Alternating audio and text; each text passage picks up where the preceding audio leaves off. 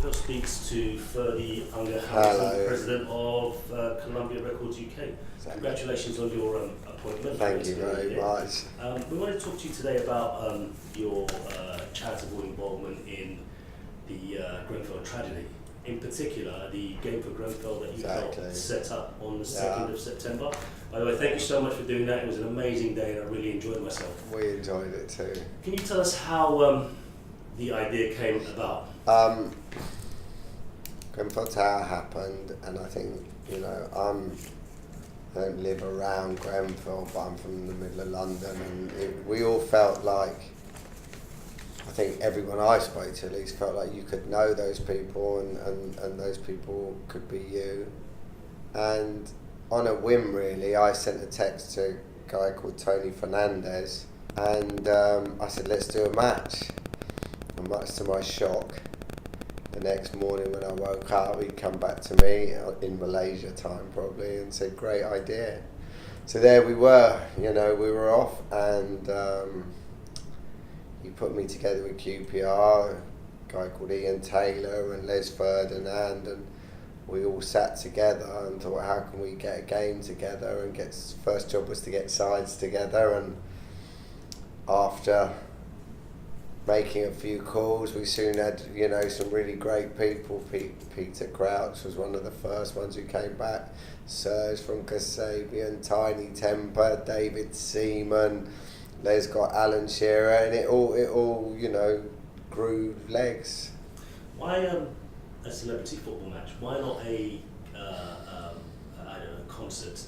Do you know what? There was a concert flagged at one point, and unbeknownst to me, when we had the idea of the football match, people felt it was too soon for the concert. I think people weren't ready to look at a tragedy in that way yet.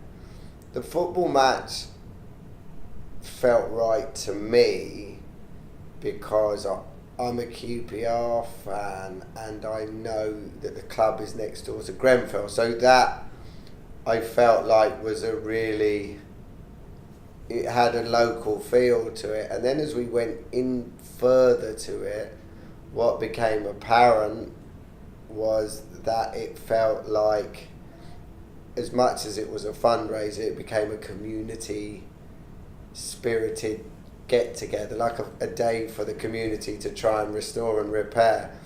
Along that way, I should definitely mention Marcus Mumford from Mumford and Son, who came along and significantly added to the idea. He gave it, I think he gave it its roots in the Grenfell community to a large extent, because he knew a lot of the residents and he'd spoken to them, and he said to me when I asked him to play in it that he would do it if I could get QPR to run a football programme over the summer for the children of survivors, because one of the things that was most needed there was somebody to take their kids, because they've been displaced, they've been traumatised, and it was the summer holidays.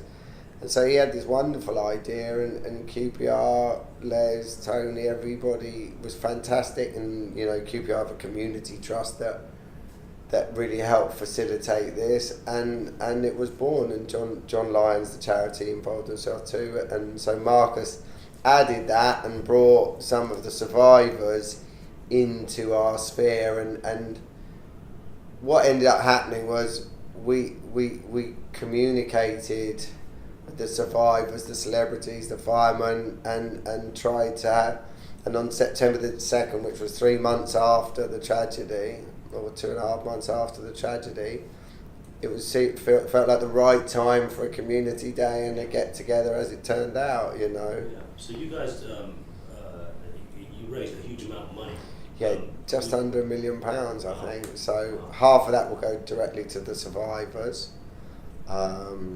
split equally through the surviving families at Grenfell, and the other half, we are working out a plan for an endowment for young people in the local area, so that some of the problems in North Kensington can be addressed. Can you tell us a bit more about that?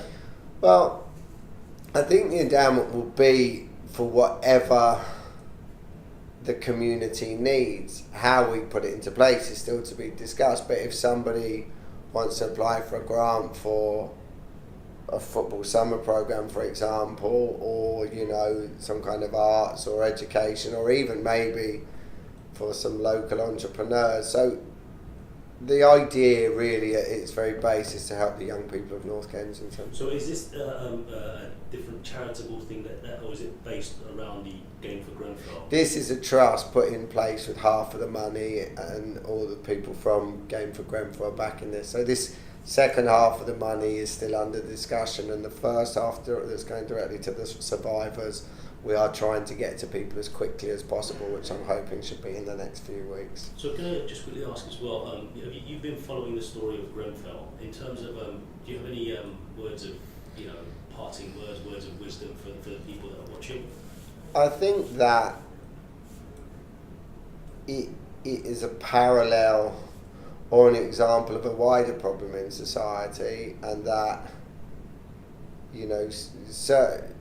certain organisations, government organisations, can't afford to cut corners when it comes to housing and people's lives and their livelihood. And I feel like that the inquiry do the work, but I'll be very surprised if it doesn't come to light that a lot of mistakes weren't made that shouldn't have happened and would be easily avoidable if people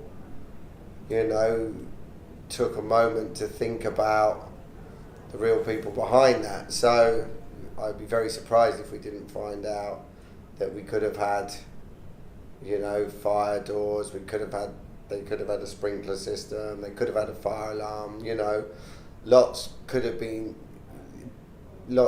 done that wasn't done, and that many people shouldn't have died. Ferdy, Unger-Hamilton, thank you very much for your time. Cheers, thank you.